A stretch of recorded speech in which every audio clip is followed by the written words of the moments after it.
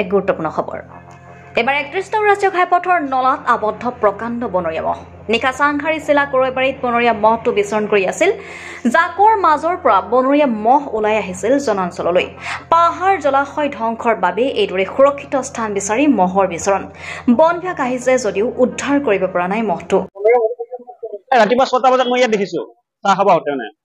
তাৰ আগতে পৰিছে চাগে মোটামুটি ৰাতি পৰিছে মানে দেখাত বনৰীয়া যেন নালাগে না একচুৱেলি মই ক'ব নোৱাৰো কিন্তু দেখাত বনৰীয়া যেন লাগে আৰু সেইটোৱে হয় এইটো আপোনাৰ চকী গেট ফ্লাইঅভাৰ ওচৰতে হয়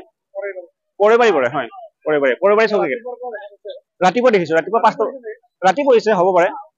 কিন্তু আমি ৰাতিপুৱা ৬টা বজাত দেখিছো ইয়াত মানে এই মহটো ইয়াৰ এটা মহ এটা পৰি আছে এতিয়া মহটো পৰি আছে কাৰণ কি এইটো আমাৰ জনসাধাৰণৰ ভুল মানে সকলোৱে তাৰমানে কি এনেকে ৰাতি মানে ডাম্পাৰ লৈ যাবলৈ পাহাৰ অঞ্চলত গছ গছনি কাটি তহিলং কৰি দিছে যাতে জংঘলত যাতে বস্তু চব মুকল হৈ গৈছে জংঘলত মানে জন্তুবিলাক থাকিব নোৱাৰে ভৈয়ামত নামি আহিব এতিয়া এইকাৰণে আজি কালি বাঘ আহিব হাতী আহিব আৰু এনেকুৱা বনৰীয়া জন্তুগিলাখন আহি মানুহ অনিষ্ট কৰিব এই আৰু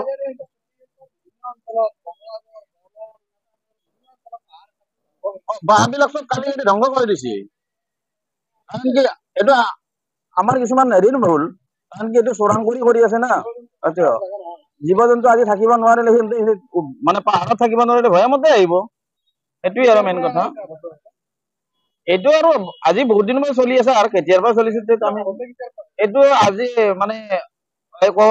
বোলে কাটামূৰত মানে কি মাইকী এজনী মাৰি থৈ আছে আহি কেনে ইয়াত মানে মহজনে সেই গাড্ডাত পৰি আছে বুলি ক'ব লাগিব ভগৱানৰে মানে এটা সময় বহুত